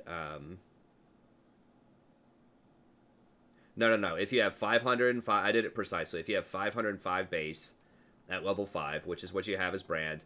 If you're missing 300 mana, you'd have, or if you have 300 remaining mana, which is what I did up here, you have 300 remaining, you would be missing 205. Okay? If you're missing 205, whenever you had that mana band proc and you did it, then you would only get a total of 16 mana back, 16.4 mana back, and that only happens every 70 seconds on the current like Manaflow band. So that is the equivalent of 1.17 mana per 5. Okay, if you get a free spell every 70 seconds, I just said it's a 100 mana spell. A lot of times people would do it on a spell that costs less than that, but just for easy math, I said, okay, you get a free 100 mana spell every 70 seconds. So that would give you about 250 mana worth of value after 175 seconds. So after about 3 minutes, if you do this spell every single time on cooldown on a 100 mana spell and you're not full mana, then it would give you this bonus. Okay, that would be about 300 seconds, or about 175 seconds for you to get the equivalency of the 250 value that you get off the new Manaflow. So that means if you ever go back to lane within 3 minutes, it's not going to matter because you're going to refill anyways. But if you stay out longer than 3 minutes, then you're going to start to get a little bit of an extra bonus off of the Manaflow. So this new passive yields that 4.55 that we talked about before in common scenarios versus the 117 that this would yield per 5. That means you're getting 300, or you're getting 3.38 more mana per 5. If you think about over the course of these 3 minutes, when you get this equivalency of 250 gold, then over that time, you're going to be getting an extra 118 mana. So, basically, this is a lot better. This is a lot better for most champions than the old Manaflow ban. And old Manaflow was already really good. You'd get that all the time. So, I'm not really sure why they buffed this. But the fact that it's flat mana and it's based on your mana percent missing is really, really good on champs that don't want to buy mana regen. So, especially hard AP champs that can't get blue buff and that aren't going to be getting a tier or any of the mid lane stuff like Ludens, anything like that, this is really good. So primarily AP supports are going to be the biggest beneficiary of this because they don't want to buy any sort of mana stuff. So Zyro and Brand, this is huge. And you'll still get it on champions like Nami, Sona, all that stuff, and that's going to help them out a lot too.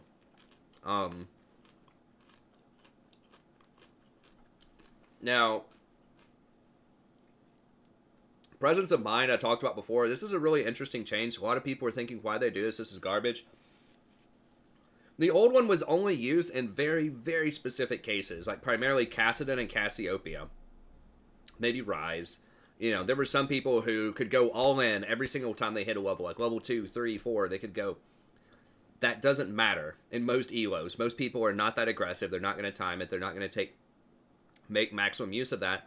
And it was still a very niche rune for very specific champions.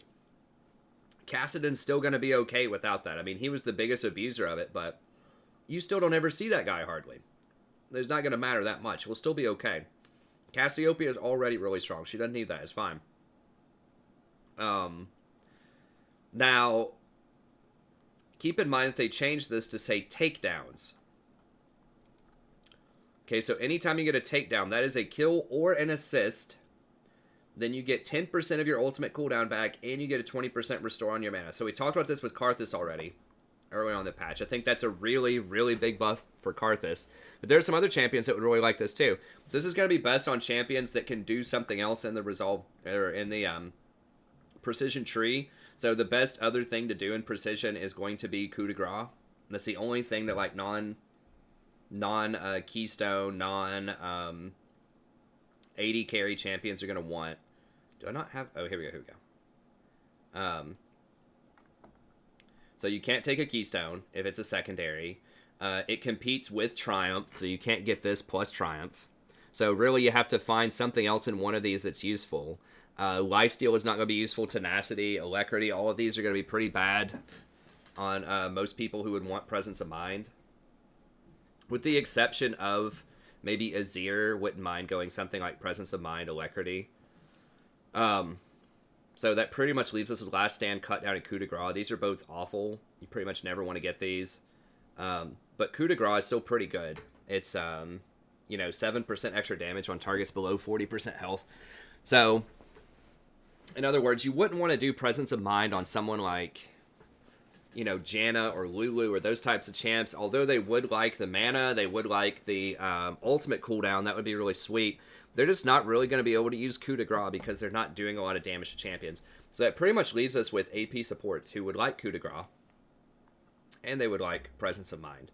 It would be okay. So Brand, once again, is a big beneficiary of this. The reason is he uses mana a lot when he does his combo.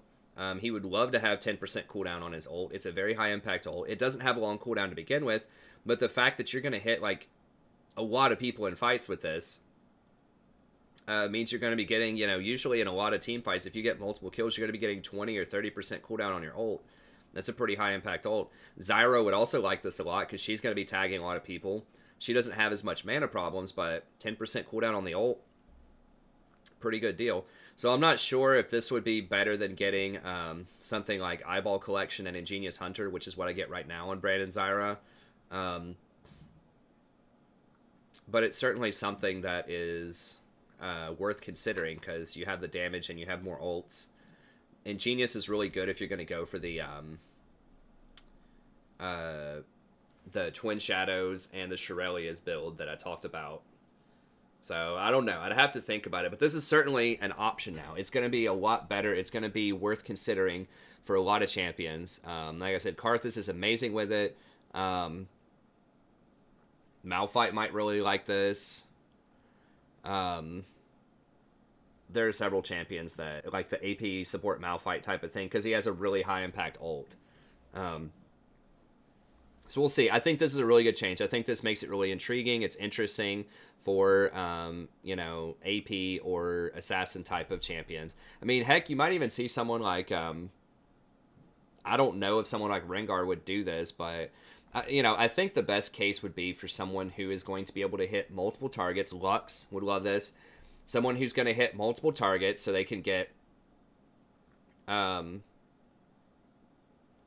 that they can get, multiple 10% cooldowns, and someone who wants to kill people that's going to have, that's going to benefit very heavily from this 7% extra damage to low targets. So I think there are a lot of champions out there that could fit that mold, especially AP support champs. Zombie Ward, massive nerf. This sucks. I mean, I don't understand why they're messing with Zombie Ward. I thought it was already pretty balanced. Very few people outside of junglers get this. I don't think it's that oppressive. I mean, you can just go up and clear it pretty easily. Like, is it good? Yes, but I don't know. I liked being able to use this in certain situations, and I think it really distinguished, like, good vision control from bad vision control in solo queue. So, I think I got rewarded for doing this properly a lot, and I think a lot of supports did. And so I think this is taking away, like, skillful vision control. But, they want people to die more. They want assassins to be more viable. And taking down their vision is a good way to do that. So I understand why they're doing it. This is primarily for, like, the professional scene and, like, challengers. But it's kind of sad. I really love Ingenious Hunter. That's the thing. I love that so much. It's so fun. Because who doesn't like using item actives? And that's the really cool thing about support is you can get all of these different item actives and use them. And that's another way to express skill with support. Like, really good use of Redemption. Really good use of, Twin Shadows, Shirelias. All that stuff. It's a lot of fun. It makes support feel a lot more impactful because you have more buttons you can press to do important things in fights. More Mikhails. So I really like that rune. I just wish there was something else that was really appealing. Eyeball Collection's okay. I mean, you get up to 30 AP for it, which is something like a 675 gold value, which is good, but it does take a while to charge up. I wish they'd make Ghost Poro just do, like, normal vision range. The reason why Ghost Poro sucks, if you've wondered, you're like, man, this looks like this could be good. The reason that it sucks is because the vision range is so short on it. They did buff it a while ago, but it's only 450 vision. That's rough. That's really rough, because a normal ward is like 800 vision or something, so this is like half the length of a ward. If it gave you the full ward worth of vision, this might actually be worth taking, because that would be like a relatively permanent piece of vision you could establish, and I don't think that would be too powerful. Honestly, I think it'd be like okay, but I don't think people would all of a sudden ever want to run Ghost Poro. So I wish it just gave full vision. And then this might actually be kind of useful, is like it would basically give you kind of like a second control ward. Sort of. It couldn't see invisible things and all that stuff. I might not even get it, even if it did give you 900 vision, but I think that would certainly be a lot more considerable. You know, you can take Taste of Blood if you need Sustain in lane, but I think that just sort of Eyeball Collection plus Ingenious Hunter is still probably your best bet if you want to get Ingenious as an AP support. Okay, I think that's about it. Approach Velocity is probably not going to matter. It's, you know, the Tom Kench with Glacial Augment build is going to like this, but there might be some people that like this a bit more. I don't know. Cosmic Insight's just too strong. That's like a 400 gold value rune, maybe more than that. There's just virtually no reason to ever take this over Cosmic Insight, I think. If you're in the Inspiration tree and you're looking at that row. Minion changes. This is cool. It's going to make siege minions matter a lot more. It's going to make me tilt more when my AD carry can't hit a siege minion. They're going to be a lot harder to last hit. So, but the enemy's going to miss a lot too. Hopefully. I'm not sure how this is going to affect like last hitting at tower. But it's okay. It's a good change. It's going to make the siege minions more meaningful. So if you can have a lot of lane pressure and pressure people off of the minions, you're going to be rewarded more heavily for denying siege minions. So that's good. Cinder Crest doesn't affect turrets. Sure. I don't think that's going to make a huge difference, but that's nice early on. Bug fixes. I looked through here. I didn't see anything meaningful. It's possible I overlooked something, but the big one that I was looking for was doing something about Jhin and his scaling with Guinsoo, so they didn't do anything about that. So I guess it's working as intended.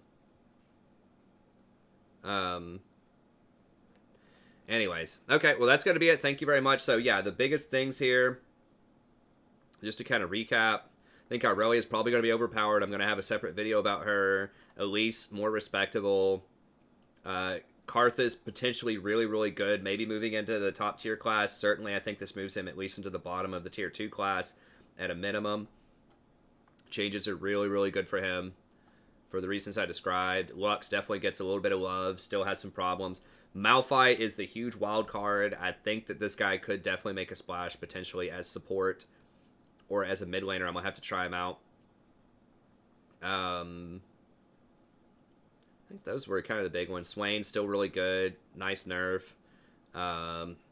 Tank support's got gutted. Rageblade's still good. Big winners that are kind of silent here are the AP supports because of the Locket nerf and, you know, the variety of other reasons that I mentioned before, sort of how the meta's changing. So, yeah, that's going to be it. Thank you very much. Have a good day, and I'll see you next time.